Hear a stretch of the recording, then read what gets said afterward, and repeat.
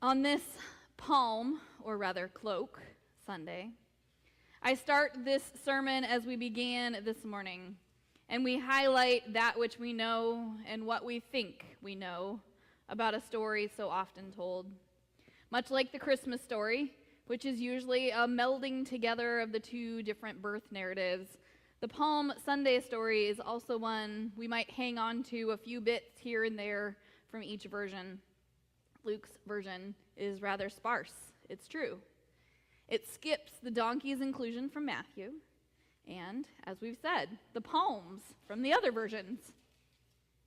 Yet it does lovingly tie itself directly back to a song of triumphal entry in our Palm Sunday psalm. In fact, the same psalm as Easter and Palm Sunday every year in the lectionary, making it one of the most commonly included passages. Interesting, right?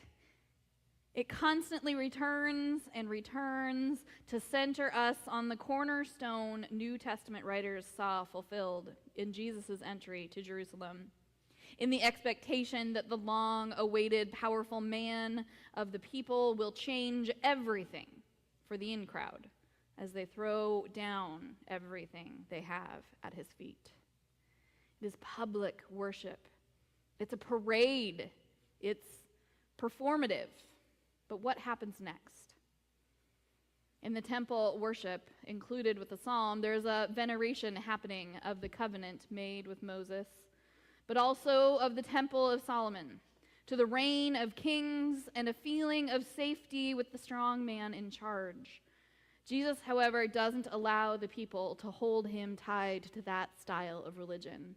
He allows the allusion to the temple, but also confuses the cynics and speaks of stones cheering the celebration.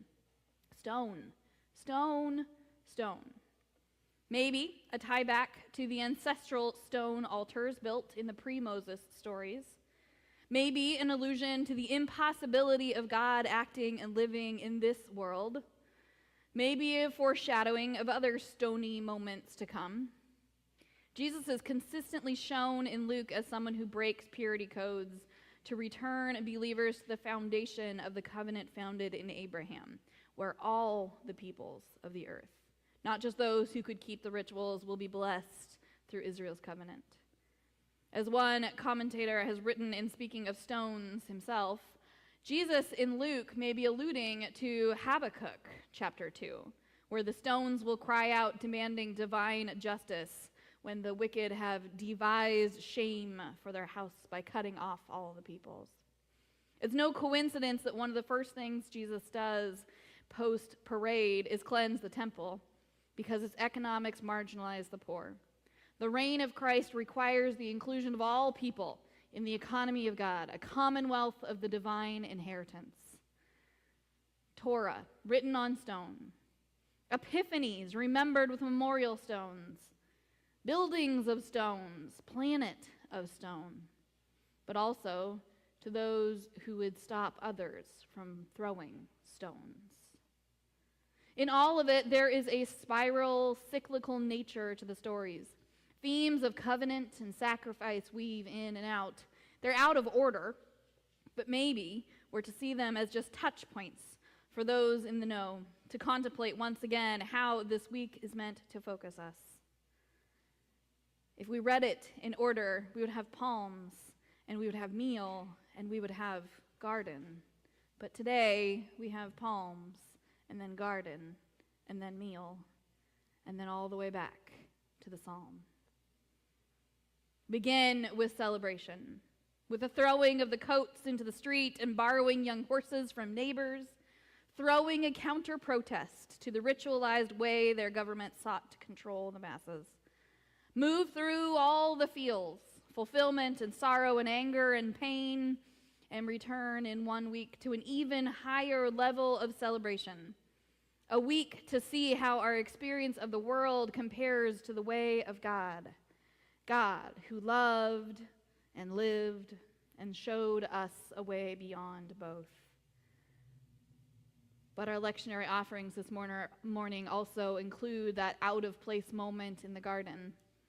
It does feel out of place, and I pondered on that this week, as I hope you might have been too, going from our processional Hosanna, the loud children sang, back to the oddity of this praying with disciples who fall asleep, and then back to processional wording with our psalm.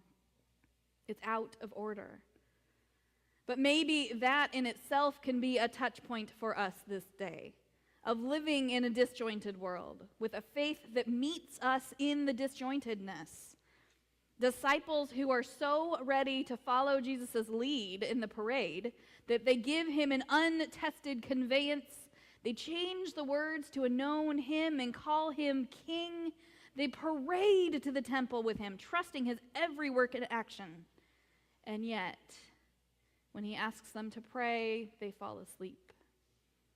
When the world is falling down onto his shoulders, when the fear and the hope creep in, these followers are no longer following. And still, he makes a way for them. For the early church, Jesus was seen as this triumphant victor returning from a battle with evil, going into the temple, making intercession, offering himself as sacrifice so that God's mercy could flow to God's people. Yet this peace, this mercy, is not built upon military maneuvers. It isn't created by making one group of people feel insecure or unloved or less valued. It's created by disciples being awoken to knowing their worth, their divine blessedness, and their place in the communal work to come. This last week, a book on my shelf drew my eye, and I went back to reread it. It's a pretty short book, honestly, written by the visionary author Ursula K. Le Guin, called The Lathe of Heaven. The premise is that an individual man, set in Portland, Oregon, has the power to change the world in his sleep by dreaming. This sounds too good to be true in some ways. To be able to eliminate racism, war, to get a better job just by dreaming it, right? But the power is subverted by the doctor he turns to for help. And as I played with the story this week, thinking about Palm Sunday and Holy Week and Easter to come, and all of these stages of the Christian faith that we condense down to bite-sized theologies and pack them into one 7-day period, I came across this one quote. To be God, you have to know what you're doing. And to do any good at all, just believing you're right and your motives are good isn't enough. You have to be in touch. Dr. Haber isn't in touch. No one else, no thing even, has an existence of its own for him. He sees the world as a means to an end. It doesn't matter and doesn't make any difference if his end is good. Means is all we've got. He can't accept. He can't let be. He can't let go. He could take us all with him out of touch if he did manage to dream as I do. What am I to do? The protagonist asks. What would any of us do if confronted with powers so magical?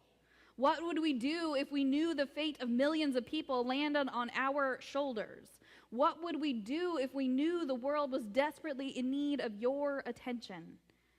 Hopefully, bolstered by our stories of our faith, we would rise to the challenge, to see people for who they are, to fight for what's right, to make the way that is built on Jesus' divine way. The foundations of our faith, the stones upon which we build our lives, are made with the letting go, the cultivation, the being in touch with the world that the book finds through the story. That's where all this begins and where it ends. The cycle continues. We find our touch points. We reach out to find out how to get by with a little help from our friends. Jesus' way offended people because otherwise he would not have been crucified. Luke portrays Jesus with an attitude of audacity, power, yet wielded for us. Only those with power can willingly give it up. And this is the biggest test of our lives, trusting in those who seek not power or prestige, but who look for the humble and the humility of Christ. Starting all the way back to the origin story of Luke, Mary, the mother of Jesus, sings in her Magnificat of the upside-down nature of the arrogant, powerful, and the returning to God's order. So as we near the end of this life story again, we're reminded that power can be accepted as Jesus accepts in the street protest of Jerusalem, that the willingness to give it up must also be there as in the garden of prayer.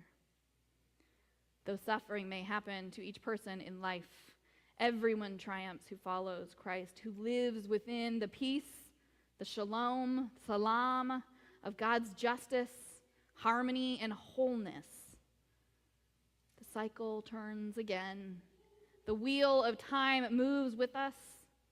We search and find and celebrate and grieve and shout and always find strength in the struggle. So let that be the call this week, friends. Amen.